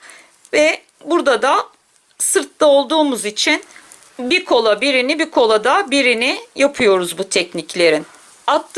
Tekrar söylüyorum, attığımız kordon ilmeklerini de sayarak ortadan itibaren 62 olunca bu kordonla bitirme tekniğini bırakıyoruz. Biz aslında 5 ilmeği kordonla kapadık. O yüzden o şekilde hareket ettik. Evet, sona doğru gelirken 2 ters, 2 düz, 2 ters, 1 düz ve bu üçünü kordon için boş alıyorum artık. Arka tarafı böyle bitirdik. Öne döndük. 3 ilmeği kordon olarak ördüm. Sıkıştırın iyice. Ve burada şimdi Bu ikisini ön tarafta ters kesiyorum. Böyle. Sıkıştırıyoruz ve bir düz, iki ters, iki düz diye devam edip ortada da örneğimizi yapıp kolun buradaki kola geldiğimizde önde kesme yok, arkada keseceğiz. Yani o dizaynı devam ettireceğiz. Evet, örelim şimdi. Ön tarafta sona geliyorum artık. 2 ters, 2 düz, 1 ters ve bu üçünü böyle boşaldım. 3 ters kordon için sıkıştırarak örüyoruz ve buradaki düzle tersi sol kesim yapıyoruz bu şekilde. Arka tarafta böyle yapıyoruz. Öne ters kesim çıkıyor. Aynı diğer kol gibi. Diğer kolu önde ters kesiyoruz. Bunu da arkada düz kesiyoruz. 3 kordondan sonraki ilmekleri kullanıyoruz. Aynı bu şekilde 3 ilmeklik kordondan sonraki ilmekleri önde, bu tarafta ters kesiyoruz. Bu taraftaysa arkada düz kesiyoruz. Öne ters çıkıyor. Aynı şekilde zaten önlerden biliyorsunuz. Devam edelim kesimleri yapmaya. Sırt bölümümüzde bu şekil ilerliyoruz. Artık son bir kesmemiz kaldı. Onu da beraber yapalım istiyorum. Burayı sayarsak bu düz sütunu 5 tane oluyor diye ön tarafta önleri yaparken söylemiştim. Burada da bunu sayarsak 1, 2, 3, 4, 5 etti kol evimiz. Saymazsak 1, 2, 3, 4 tane düz sütunumuzu içeri almış oluyoruz. Bu düz hattı da sayarsanız 5 oluyor ama bunu saymadan ben konuşuyorum. 1, 2, 3, 4. Aynı şekil burada da öyle. Tabii ki biz bir ters bıraktığımız için önlerde burada arada. En son bunu da kesince kesim olayımız bitmiş olacak kol için. Kordon için 3 tane ördüm düz ön tarafta ve bu ikisini ters kesince yanına 2 düz 2 ters diye devam ediyorum. Orta örneği yapıyorum. Sona gidip orada da arkaya dönüp en son kesmemi diğer kol için yapacağım ve kesmelerimiz bitecek. Belli noktaya kadar kesimsiz devam edeceğiz. Evet, önü geldiği gibi örelim. Arkaya dönelim. Orada da bir kesme yapalım. Önde sona doğru geliyorum. 2 ters, 2 düz, 2 ters ve kordon için 3 tane boş aldım. Arkaya dönüyorum. Kesim yapacağız. Arkada 3 ters kordon için ördüm ve bu ikisini böyle çevirip de kesebilirsiniz veya boşalıp atlatıp da düz bir şekilde sol kesebilirsiniz. Yanına 2 ters, 2 düz, 2 ters diye devam edip arkayı da örüyoruz ve 107 ilmeğimiz kaldı. Yanlış şey yapmıyorsam 107 ilmek olması lazım. Bu 107 ilmekle devam ediyoruz. Kesme artma olmadan belli müddet gideceğiz. Arka tarafımızı tamamladık. Ölçtük. Önlerle 1 oldu. Şimdi ön tarafların 9 ilmeği pata ait. 40 ilmek bekliyordu. 31 ilmekte pattan sonrası için bekleyen ilmeklerimiz oluyor. Bu ilmekleri bitirdiyseniz dikme olayı da yapabilirsiniz. Ön tarafları içe gelecek şekilde bakın ters olarak ayarladım. Böyle. Zaten ben burasını diktim. Diğer dikişi size göstereceğim. Ters çevirmeden diktim. Hani diyordum ya bütün olarak da yapılıyor diye. Ha işte burasının dikişi bu şekilde kaydırmadan dikilecek sonra. Bunları böyle üst üste koydum ve ters tarafları bize bakıyor. Ön tarafları içte kalıyor. Gösterebildiğim kadar gösteriyorum şu anda. Böyleyiz. Şimdi bunları paralel tutuyorum. Burada zaten ipim var. Zaten çoğu kişi bu birleştirmeyi omuzlarda artık biliyordur. Hep gösteriyoruz. Paralel tuttum. Bakın böyleyiz. Yine gösteriyorum.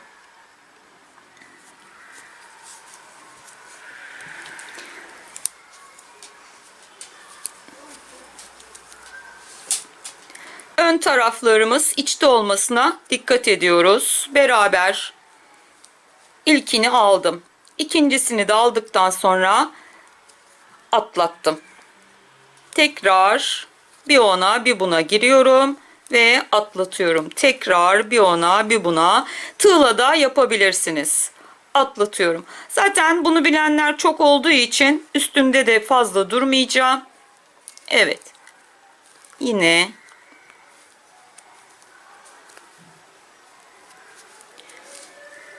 bir ona bir öbür şiştekine beraber atlat. Bu şekilde 31 ilmeği birleştiriyoruz.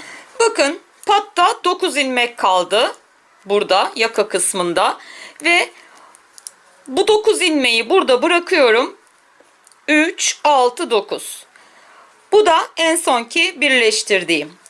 Şimdi ne geliyorsa örerek bu da yakayı kapatıyoruz. Aslında daha önce videomda bunu da devam ettirerek yakadan buna ekleme yaparak geri dönerek ekleye ekleye buraya kadar hiç dikişsiz hallettiğimiz bir videom var, yelek videosu. Onun gibi de yapabilirdik. Fakat bu da böyle yapmak isteyenler için olsun diye buradaki ilmekleri kapatıyorum. Bakın burada 9 ilmek kaldı. Biz burayı birleştirdik ve şimdi enseye doğru gelecek ilmekleri de bu şekilde kapayarak ne geliyorsa örerek kapayarak gidiyorum.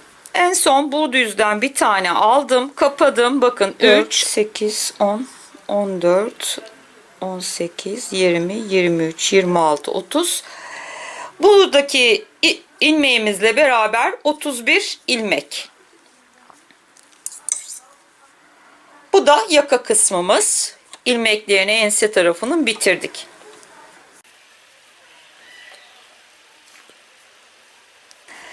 Şimdi bu 9 ilmeği de pata ait, yani yaka yapacağız onunla. Bu 9 ilmeği hemen şurada 5, 6, 7, 8, 9. Ve burada da 31 ilmek. Şimdi birleştireceğiz. Şimdi şöyle yapabilirsiniz. Aslında sadece bir yerden örüp buraya gelip bunu uzattıktan sonra buraya birleştirme yapabiliriz. Fakat ben istiyorum ki birleştirdiğimiz yer ense ortada olsun. O yüzden üşenmeyeceğim. Hem buradan öreceğim buraya kadar, hem buradan öreceğim buraya kadar. Hem patımızda, yani bu yaka olacağı için, hem de şu bölümler var ya, bu tarafa gelirken buradan böyle gitsin örneğimiz.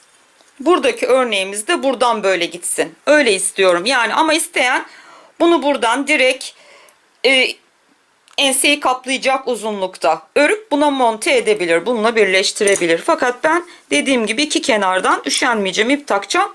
Böyle buraya öyle örüp birleştireceğim. Evet. Şimdi buradakileri alıyoruz. Aynı şekilde buradaki ilmeklerimizi de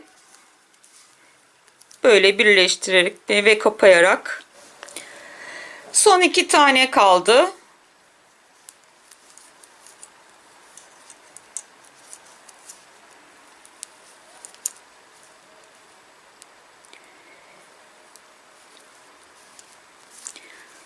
Burada ip bekliyordu. Onunla bunu bağlayıp koparabiliriz artık. Evet, zaten burada ipimiz var. Şimdi pata başlıyorum, yani yaka için. Şimdi dediğim gibi sadece bunu örüp uzatıp buradaki bekleyen ilmeklerle birleştirebiliriz. Fakat ben dediğim gibi tam burada olmasını istiyorum. Onun için de bu patı, şunun çevresini ve kendinize ölçeceksiniz tabii ki. 1-2 ilmek atlayarak dikip o yakanın muntazamlığını ve çok geniş olmamasını da sağlayabilirsiniz dikerken. Evet, şimdi örüyorum patı.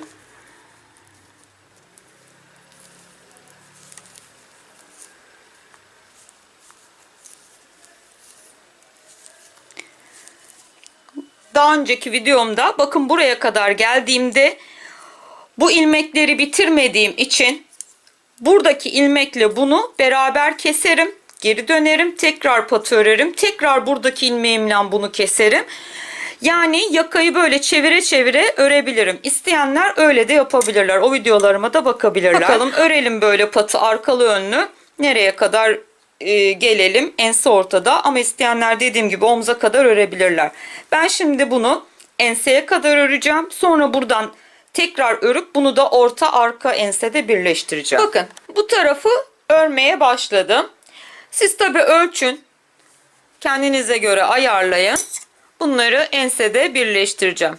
Ama şunu da yapabilirsiniz demiştim. Tekrar söylüyorum. Bunu uzatıp buraya kadar bununla birleştirebilirsiniz. Burada bekleyenle. Ben şimdi buraya ip takıyorum. Size göstermek için.